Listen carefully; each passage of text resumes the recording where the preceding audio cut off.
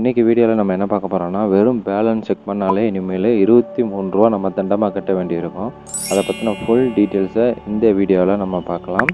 தற்போது வங்கிகளில் 3லேருந்து 5 முறை கட்டணமில்லா ஏடிஎம் பரிவர்த்தனை வழங்கி வந்துக்கிட்டு இருக்காங்க. இந்த நிலையில் மே 1ஆம் தேதியிலிருந்து மெட்ரோ ஏடிஎம்களில் 3 முறைக்கு மேல் பணம் எடுத்தால் கூடுதலாக ரூ. 23 கட்டணம் வசூலிக்கப்படும் அறிவிச்சிருக்காங்க. குறிப்பாக பணம் எடுக்கிறது மட்டும் இல்லாமல் பேலன்ஸ் செக் பண்ணுறது, மினி ஸ்டேட்மெண்ட் எடுக்கிறது, பின்னு சேஞ்ச் பண்ணு போன்ற நிதி அல்லாத பரிவர்த்தனைக்கும் இந்த ரூல்ஸ் பொருந்தும் அப்படிங்கிறது குறிப்பிடத்தக்கது.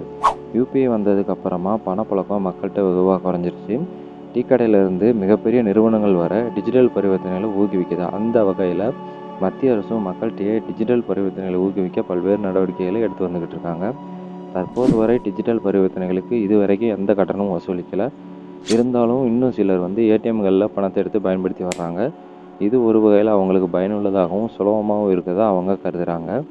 இது ஒரு புறம் இருக்க, கடந்த சில நாட்களாகவே யூபிஐ சர்வர் பிரச்சனை காரணமாக பணம் செலுத்துறதுலையும் வாங்குறதுலையும் பல்வேறு சிக்கல்கள் ஏற்படுது. உதாரணத்துக்கு, கையில் காசு இல்லாமல் யூபிஐ ஆப்பை நம்பி டீ கடைக்கோ ஹோட்டலுக்கோ சாப்பிட போனோம் அப்படின்னா கரெக்டாக பணம் செலுத்துகிற நேரத்தில் நெட்வொர்க் எரர் காரணமாக நம்மளால் பணம் செலுத்த முடியறதில்ல. இதனால் வாடிக்கையாளர்கள் கடுமையான அவதிக்கு உள்ளாகிறாங்க. இதையடுத்து தற்போது பலரும் மீண்டும் ஏடிஎம்மில் பணம் எடுத்து செலவழிக்க தொடங்கியிருக்காங்க. இந்த நிலையில தான் இதுக்கும் ஆப்பு வைக்கிற வகையில் புதிய நடைமுறை ஒன்று மே 1ஆம் தேதியிலேருந்து அமலுக்கு வருது. ரிசர்வ் வங்கி விதியிலிருந்து ரூ. 1,00,000 வரை தங்கள் வங்கி கணக்கில் பணம் எடுக்க அனுமதி வச்சுருக்காங்க. ஒரே ஒரு மாதத்தில் 5 முறை வங்கி கணக்கு வச்சுருக்கக்கூடிய வங்கிகளில் இலவசமாகவும், பிற வங்கிகளில் நம்ம 3 முறை இலவசமாகவும் நம்ம வித்ட்ரா போட்டுக்கலாம். அதற்கு மேலே நம்ம செய்யக்கூடிய ஒவ்வொரு பரிவர்த்தனைக்கும் ரூ. 20 கட்டணமாக வசூலிக்கப்பட்டது. இந்த நிலையில் இந்திய ரிசர்வ் வங்கி இந்தியா முழுவதும் இருக்கிற ஏடிஎம் பரிவர்த்தனை கட்டணங்களுக்கான புதிய விதிமுறைகளை அறிவிச்சிருக்காங்க. இந்த புதிய கட்டணங்கள் மே 1, 2025 நடைமுறைக்கு வருது. இலவச பரிவர்த்தனைகளோட எண்ணிக்கை மாற்றி அமைக்கப்பட்டிருக்கு. அதே மாதிரி அதை மீறினா அதுக்கு விதிக்கப்படக்கூடிய கட்டணங்களும் மாற்றி அமைச்சிருக்காங்க. ஏற்கனவே HDFC bank, Punjab national bank, Kotak Mahindra bank போன்றவை தங்கள் வாடிக்கையாளர்களுக்கு இந்த புதிய கட்டணம் குறித்து தகவல் தெரிவிச்சிட்டாங்க.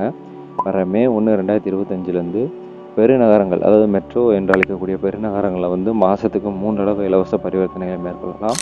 இது பெருநகரம் இல்லாத பகுதிகளில் மாதத்துக்கு 5 தடவை நம்ம பண்ணிக்கலாம்.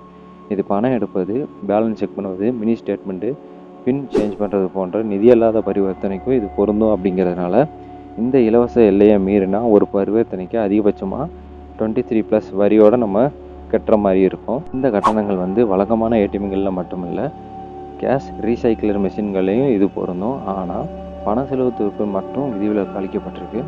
HDFC பேங்க் மே 1, 2025 இலவச எல்லையை மீறிய ஏடிஎம் பரிவர்த்தனைகளுக்கு ரூ. 21 அப்படிங்கிறதுலேருந்து ரூ. 23 மாற்றி அமைச்சிருக்கு. அதே நேரத்தில் HDFC பேங்க் ஏடிஎம்மில் பணம் எடுக்கிறதுக்கு மட்டும்தான் அந்த கட்டணம். பேலன்ஸ் செக் பண்ணுறதுக்கோ, மினி ஸ்டேட்மெண்ட் பார்க்குறதுக்கோ, இல்லை பின்னு சேஞ்ச் பண்ணுறதுக்கோ இதெல்லாம் பொருந்தாது அப்படின்னு சொல்லியிருக்காங்க. மற்ற வங்கி ஏடிஎம்களில் பணம் எடுப்பது, நிதி இல்லாத பரிவர்த்தனைகளுக்கும் இதே ரூ. 23 தான் வசூலிக்கப்படும் சொல்கிறாங்க. அதனால் மே 1, 2025 முதல் புதிய ஏடிஎம் விதிமுறைகள் நடைமுறைக்கு வர்றதுனால வாடிக்கையாளர்கள் பெருநகரங்களில் மற்ற வங்கி ஏடிஎம்களை பயன்படுத்தும் போது கவனமாக இருக்கணும் அப்படின்னு சொல்கிறாங்க. இந்த கட்டண உச்சவரம்பு இலவச எல்லையை மீறினா ஒரு பரிவர்த்தனைக்கு 23+ டேக்ஸ் அப்படிங்கிற உச்சவரம்பை நம்ம நிலையில் வச்சிருக்க வேண்டியது அவசியம் அப்படின்னு சொல்கிறாங்க. இதை பற்றின உங்களோட கருத்துக்கள் என்ன அப்படிங்கிறத கமெண்டில் பதிவு செய்யுங்க. இதை பற்றி தெரியாத உங்களோட ஃப்ரெண்ட்ஸுக்கும் இந்த வீடியோவை ஃபார்வர்ட் பண்ணுங்கள். மேலும் இதே மாதிரி பல பயனுள்ள தகவலுக்கு மறக்காமல் நம்ம சேனலை சப்ஸ்கிரைப் பண்ணிட்டு ஃபாலோ பண்ணுங்கள். இந்த வீடியோவோட sponsor by Moto shopping app. இவங்க ஒரு ஆன்லைன் ஷாப்பிங் ஆப் தான். அதாவது நமக்கு தேவையான எல்லா மளிகை பொருட்கள், காய்கறிகளும் இந்த ஆப்லேருந்து நம்மளால் பர்ச்சேஸ் பண்ணிக்க முடியும். இந்த ஆப் ப்ளே ஸ்டோர்லேயும் ரெஜிஸ்டர் ஆகிருக்கு.